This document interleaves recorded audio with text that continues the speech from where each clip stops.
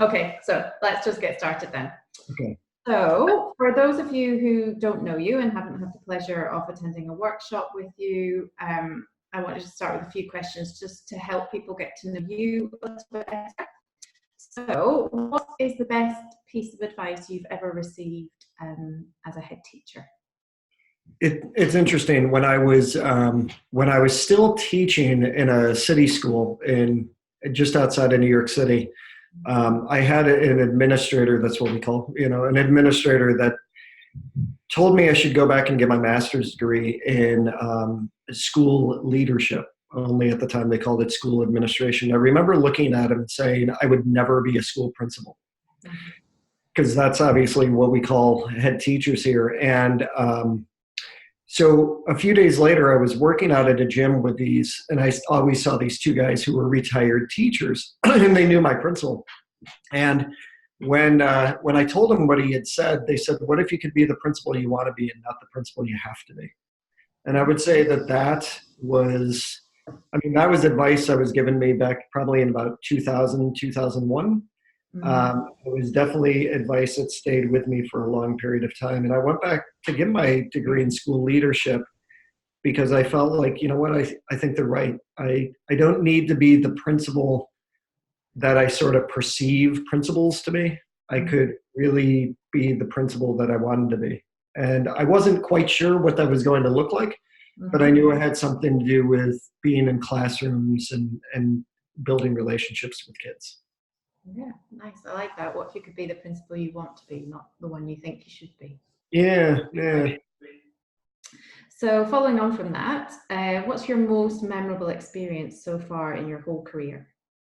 Wow. I have so many. I taught for 11 years, and then I was a school principal for 8. And then I've been in this role as a consultant and author for 6.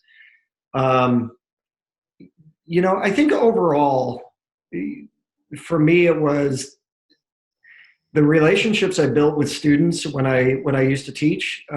It's funny because when I graduated from college, I wanted to teach maybe 4th or 5th grade, and I ultimately got a job teaching 1st grade, and I had 30 first graders, and it was incredibly wild. I was exhausted every day. I thought I was dying from a horrible disease because, it's like working in a petri dish.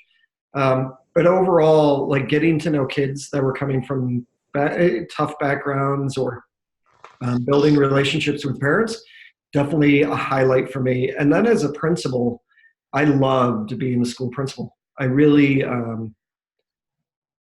just once again, it was the relationships that I think have always been really important for me. So whether it's the parents or the kids, and it's funny now they find me on Instagram or Facebook and all that stuff. And I think a couple of things like, oh my gosh, I can't believe how old I am that they can find me.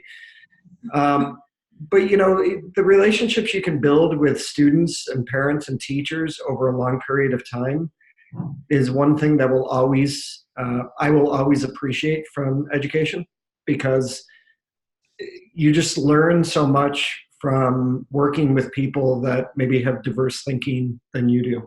Yeah. And then obviously in this role, as a consultant, one of the best things for me is, once again, the people that I've met. You and I met many years ago, but also working with John Hattie.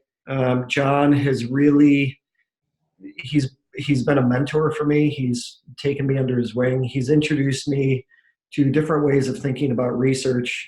And he is also one of the main reasons that my leadership work really started to kick off, because of the thinking that he inspired in me. And then I just started doing so much research around there that, working with John will always be a highlight as well. Yeah.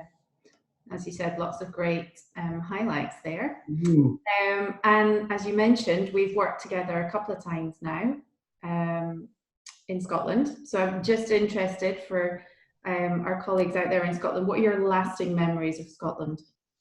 Oh, God, there's so much. My brother dated a girl from Scotland, as you may or may not remember, from the 90s.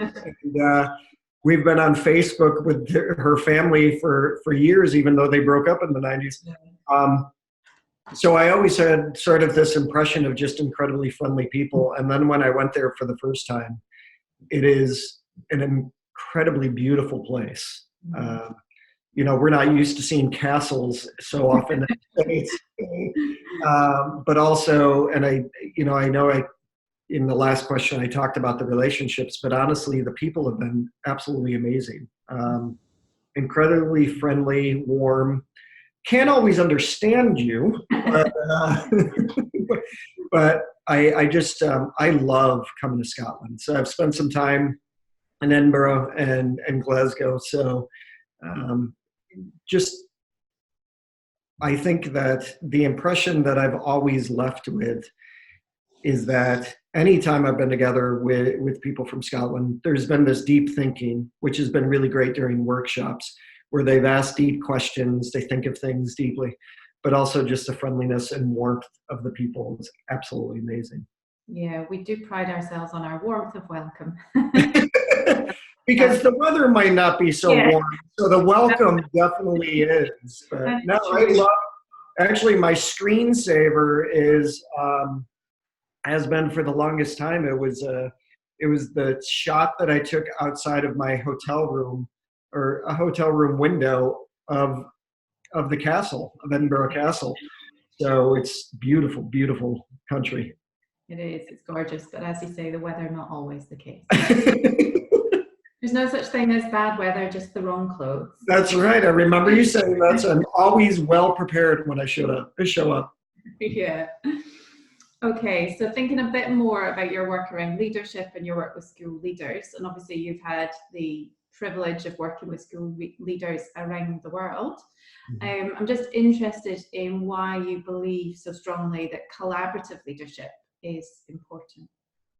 As a teacher, I've worked for top-down administrators, and it didn't always feel good. As a principal, I did not have any assistants or VPs. It was just me as the principal and then staff. And I never particularly thought that I was smarter than the staff. I thought that we were all smarter together. So a very personal reason for believing in collaborative leadership is because I know it works.